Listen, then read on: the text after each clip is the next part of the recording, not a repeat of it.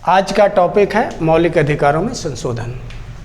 तो हाँ, मौलिक अधिकारों में संशोधन किया जा सकता है और मौलिक अधिकारों में संशोधन संसद द्वारा किया जाता है।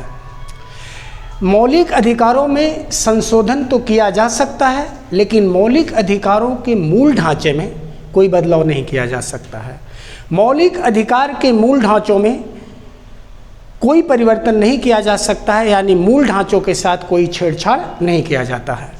देखो बच्चों, मौलिक अधिकार में संशोधन संवैधानिक संशोधन का अनुच्छेद 368 के अनुसार किया जाता है और अनुच्छेद 368 में इस बात का उल्लेख मिलता है कि संसद द्वारा, अर्थात संसद के दोनों सदनों द्वारा, लोकसभा राज्यसभा द्वारा 2/3 बहुमत से इसे पारित करना पड़ता है और इसके बाद पारित होने के बाद 2/3 बहुमत से पारित होने के बाद यह विधेयक राष्ट्रपति के पास जाता है और राष्ट्रपति द्वारा हस्ताक्षर के बाद मौलिक अधिकारों में संशोधन की जो गतिविधि होती है, जो प्रक्रिया होती है, वह पूर्ण की जाती है।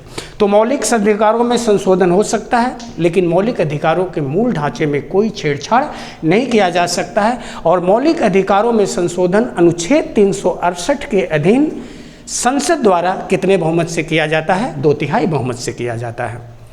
लेकिन मौलिक अधिकारों की व्यापक चर्चा करने के पहले या इसके बारे में गहन जानकारी के पहले हमें सर्वोच्च न्यायालय द्वारा इससे संबंधित कुछ मामलों में कुछ निर्णयों का उल्लेख करना बहुत जरूरी होगा। और बच्चों, मुख्य रूप से जो मैं आगे बोल रहा हूँ उस पर ध्यान देगा। तो सर्वोच्च न्यायालय द्वारा मौलिक अधिकारों के संशोधन के बारे में कुछ ऐतिहासिक फैसले क्या क्या हैं, या किस मुकदमे में सुप्रीम कोर्ट ने किस प्रकार का फैसला सुनाया है। तो सबसे पहला मैं दे रहा हूं फैसला शंकरी प्रसाद बनाम भारत सरकार,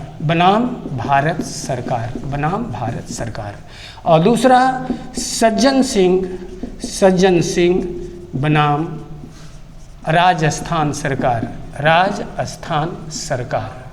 राजस्थान सरकार।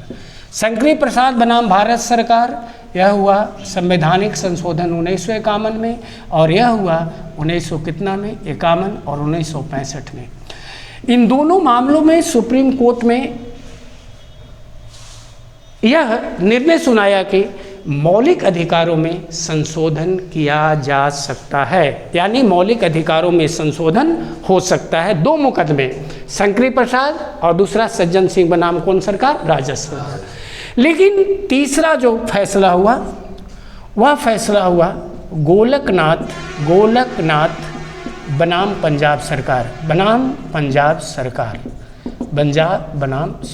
सरकार वाद या विवाद या मुकदमा, जिसमें सुप्रीम कोर्ट ने अपने दिए गए दोनों पूर्व फैसलों को पलट दिया और उसने यह कह दिया कि मौलिक अधिकारों में किसी प्रकार का कोई संशोधन नहीं किया जा सकता है। इसके बाद तीसरा वाद हुआ, वह वाद हुआ केशवानंद भारती बनाम केरल सरकार। यह फैसला हुआ गोलक बनाम पंजाब सरकार का। डेट याद रखिएगा, कभी कभी डेट पूछ देता है। 1967 ईस्वी। और केशवानंद भारती बनाम, यह मुकदमे की सुनवाई हुई है सुप्रीम कोर्ट द्वारा 1973 ईस्वी में। यह बहुत ही ऐतिहासिक फैसला था और उसने सुप्रीम कोर्ट में यह फैसला सुनाया था कि मौलिक अधिकारों में संशोधन किया जा सकता है, लेकिन मौलिक अधिकारों के मूल ढांचों के साथ कोई छेड़छाड़ नहीं किया जा सकता है। और यह फैसला इतना ऐतिहासिक था कि इसमें सबसे अधिक बेंचों ने फैसला सुनाया था। इसमें 13 जजों का एक बेंच बैठा था। अब तक का सबसे अधिक संख्या वाला जो बेंच है, 13 जजों का, यही मुकदमा था केशवानंद भारती बनाम केरल सरकार। और जानते हो, इसमें लगभग 28 तारीखें पड़ी थी। कितनी तारीखें पड़ी थी? 28 तारीखें। तो इसमें यह फैसला सुनाया कि संविधान में संशोधन किया जा सकता है, लेकिन इसके मौलिक ढांचे में कोई बदलाव नहीं किया जा सकता है। और प्रस्तावना जो पहले प्रस्तावना भारतीय संविधान का हिस्सा नहीं था, लेकिन प्रस्तावना को भारतीय संविधान में शामिल किया गया इसी संशोधन द्वारा सुप्रीम कोर्ट, वह है केशवानंद भारती बनाम कौन सरकार? केरल सरकार। इसी फैसले के आलोक में मैं यह भी कह सकता हूं कि 44वें संविधान संशोधन द्वारा 1968 में संपत्ति के अधिकार को मौलिक अधिकारों की सूची से क्या निकाल दिया गया था, बाहर निकाल गया था। और 5वां फैसला है मिनर्वा मिल्स बनाम भारत सरकार, और यह हुआ था 1900 कितना ईस्वी में, 80 ईस्वी में। इसमें सुप्रीम कोर्ट ने केशवानंद भारती बनाम केरल सरकार के फैसले को कायम रखा था और सेम सुनाया था कि मौलिक अधिकारों में संशोधन किया जा सकता है, लेकिन इसके मूल ढांचे या मूल संरचना में कोई परिवर्तन नहीं किया जा सकता। देखो मैं बार बार मूल ढांचा बोल रहा हूँ। मूल ढांचा का मतलब क्या होता है? जैसे कोई महल किस पर टिका होता है? पिलर पर, स्तंभ पर। अगर पिलर ही नहीं रहेगा तो क्या बड़ा महल खड़ा किया जा सकता है, बिल्डिंग खड़ा किया जा सकता है? बालू की दीवार की भीत की भांति वह क्या हो जाएगा, गिर जाएगी, पूरी तरह चरमरा जाएगी।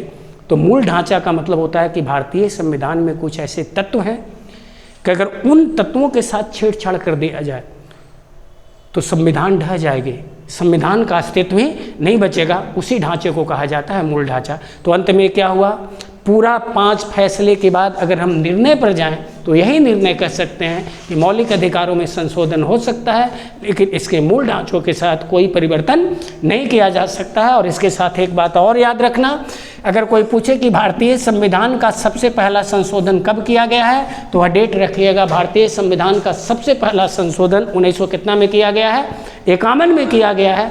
और 51 संशोधन में यह किया गया था कि उसका मूल उद्देश्य था कि भारत की जिम्मेदारी प्रथा को हटाकर भूमि सुधार को कायम करना।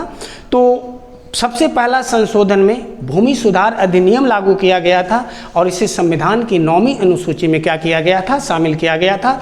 तो सबसे पहला संशोधन 1900 कितना में, 51 में भूमि सुधार से संबंधित है, 9वीं अनुसूची पर किया गया है। और ज़्यादा दिन नहीं, 3 दिन पहले भारत में 130वां संशोधन हुआ है, जो काफ़ी ही है टॉपिक, बिल्कुल ही समसामयिक टॉपिक है, बिल्कुल ही करेंट टॉपिक है।